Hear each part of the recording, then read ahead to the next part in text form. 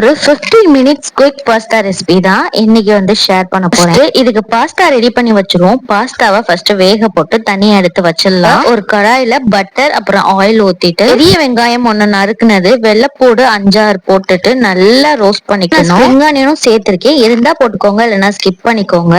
இதோட மெயினா செரி டொமேட்டோ நிறைய போட்டு நல்லா வதக்கணும் எண்ணெயிலேயே.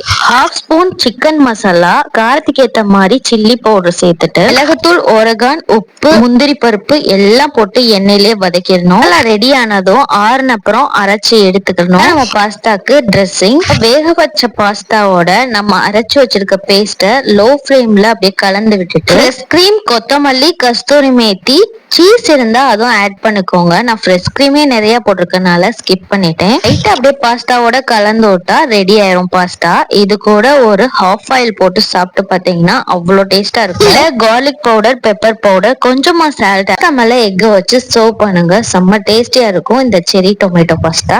ரெசிபியை ட்ரை பண்ணி பார்த்துட்டு கமெண்ட் பண்ணுங்க. நம்ம வீடியோ பிடிச்சிருந்துச்சுன்னா மறக்காம நம்ம சேனலை சப்ஸ்கிரைப் பண்ணுங்க. அப்பதான் இந்த மாதிரி வீடியோலாம் நீங்க தொடர்ந்து பார்க்க முடியும்.